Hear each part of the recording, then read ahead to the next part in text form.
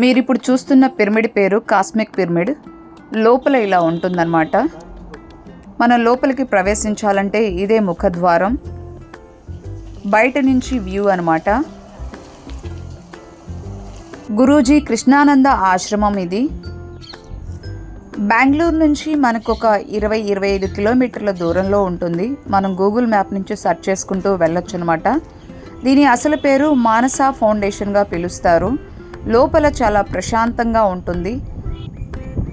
ఈ పిరమిడ్ మనకి మిగతా అన్ని పిరమిడ్ల కంటే చాలా విభిన్నంగా కాస్మిక్ పిరమిడ్గా పిలువబడుతుంది. ఈ ఆశ్రమం చూసిన తర్వాత నాకు చాలా ప్రశాంతత కలిగింది. ఇక్కడ కాసేపు ధ్యానం చాలా చక్కగా కుదిరింది. కూర్చున్న కాసేపే ధ్యానంలోకి వెంటనే వెళ్ళిపోయామన్నమాట. చాలా డిఫరెంట్ పిరమిడ్ ఇది, కాస్మిక్ పిరమిడ్.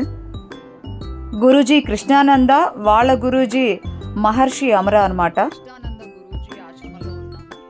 సప్త ఋషులు ధ్యానం చేసిన ప్రదేశం ఇది. సప్త ఋషులు, దీనికి ఒక పాతకాలం హిస్టరీ ఉందన్నమాట. సప్త ఋషులు ఇక్కడ ధ్యానం చేశారు.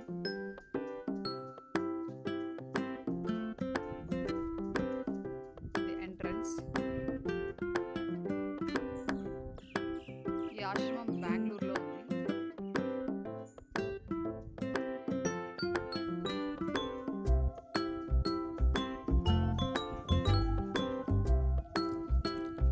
ఈ ప్లేస్ కూడా గురువు గారు ఒకప్పుడు ధ్యానం చేసిన ప్రదేశం.